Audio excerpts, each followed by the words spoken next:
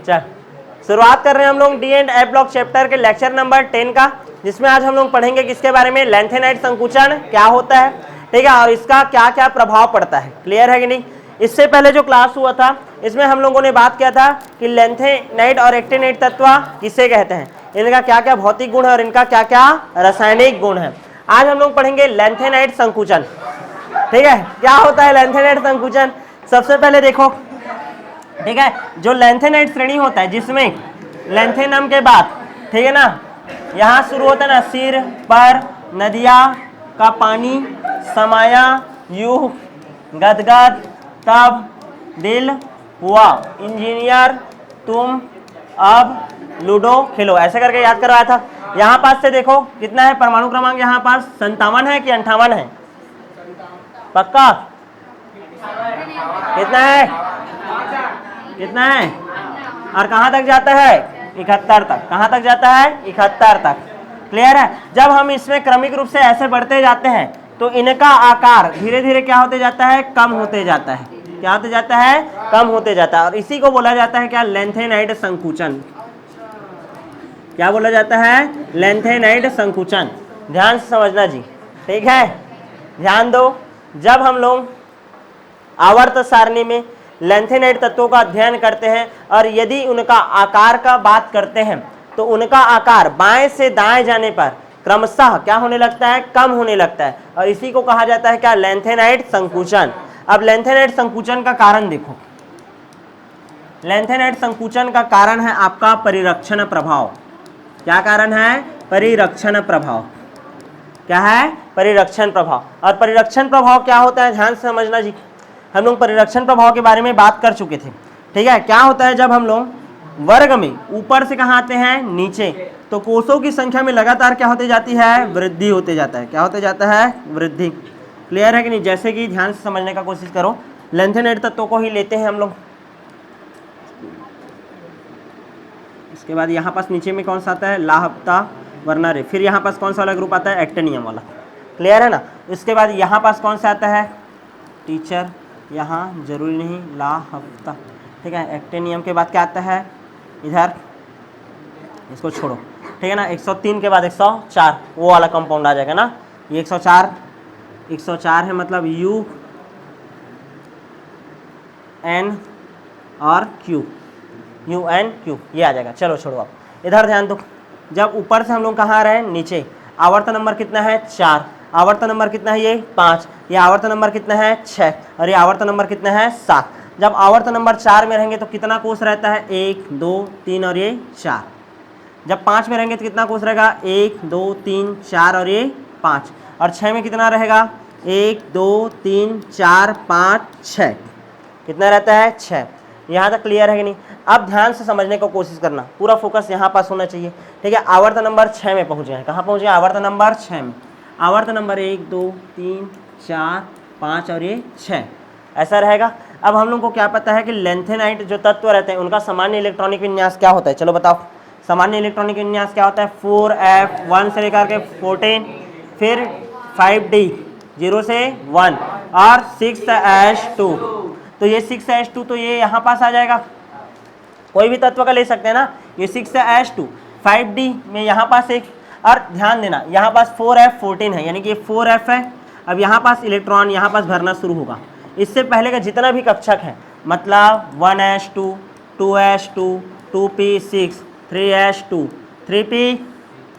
3p6, फिर उसके बाद चलो बताओ 3d10, यहाँ पास कितना भर गया, 3d10। उसके अलावा यहाँ पास 4s2 भर गया होगा, 4p6 भर गया होगा, 4d भी भर गया होगा।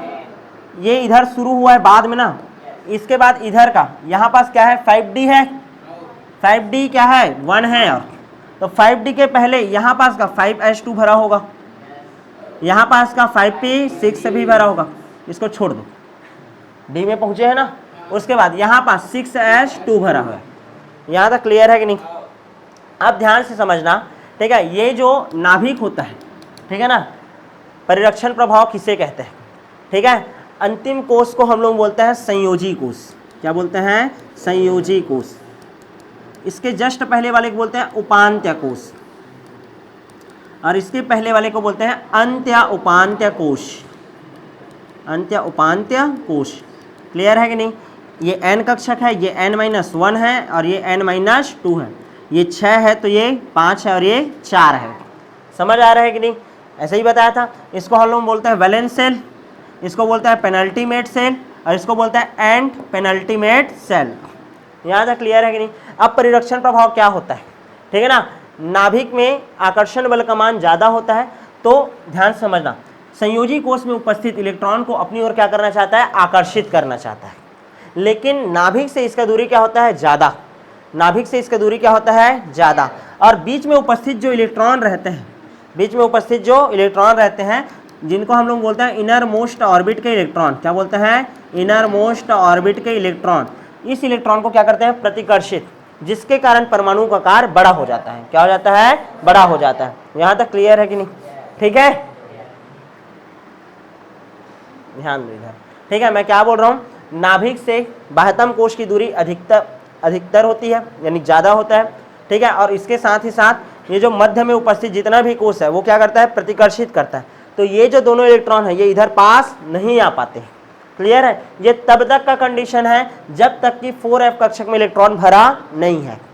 जैसे ही 4f में इलेक्ट्रॉन का वृद्धि होने लगता है, मतलब हमारे अंत्य उपांत्य कोश में इलेक्ट्रॉन भरने लग जाता है। कहाँ भरने लग जाएगा? जब कौन सा श्रेणी आएगा? 4f श्रेणी, लेंथेनाइड तत्व आएंगे। तो एक एक इलेक्ट्रॉन जब इसमें भरते जाएंगे तो नाभिक के आवेश में भी कितने का संख्या का वृद्धि होते जाएगा? एक एक का। और यहाँ पास 14 प्रोटॉन का क्या हो जाएगा? वृद्धि। मतलब नाभिकीय आवेश का मान बढ़ा और यहाँ पास ये जो f कक्षक है उसका मान भी क्या होगा? क्या होगा? इलेक्ट्रॉन का मान क्या होते जाएगा? बढ़ते जाएगा। लेकिन हमको पता है, क्या पता है? कि s कक्षक, p कक्षक, d कक्षक और f कक्षक, सबसे ज्यादा मजबूती के साथ इस इलेक्ट्रॉन को कौन रोकता है? s कक्षक, फिर p कक्षक, फिर d कक्षक और फिर f कक्षक। अब इधर का पावर बढ़ रहा है और इधर भी बढ़ रहा है, लेकिन इस f कक्षक का परिरक्षण प्रभाव का मान क्या होता है? दुर्बल। क्या होता है? दुर्बल। दुर्बल परिरक्षण प्रभाव होता है। क्या होता है? दुर्बल परिरक्षण प्रभाव। तो यहाँ पास 14 इलेक्ट्रॉन भी यदि आ जाए तो भी इसके प्रभाव से इसकी रक्षा कर पाएंगे क्या? नहीं। तो आकार क्या हो जाएगा? छोटा। क्या हो जाएगा? छोटा। क्लियर है कि नहीं? क्या बोलना चाह रहा था? ध्यान से समझना। लेंथेनाइड तत्व बाएं से जब दाएं जाते हैं तो इनका आकार लगातार छोटे होते जाता है। इसका कारण रहता है क्या? परिरक्षण प्रभाव। क्या होता है? परिरक्षण प्रभाव। परिरक्षण प्रभाव को समझाने के लिए मैं क्या बता रहा हूँ, जब हम लोग 5वां से 6वां आवर्त में आते हैं तो ठीक है, f कक्षक में इलेक्ट्रॉन भरने लगते हैं, जिसके साथ साथ नाभिकीय आवेश के मान में भी क्या होता है? वृद्धि होता है। नाभिकीय आवेश के मान में वृद्धि होता है तो संयोजी कोष के इलेक्ट्रॉनों को, ठीक है ना, संयोजी कोष के इलेक्ट्रॉनों को नाभिक आसानी से आकर्षित कर लेता है, क्योंकि f कक्षक का परिरक्षण प्रभाव का मान क्या होता है? दुर्बल। वो रोक नहीं पाएगा।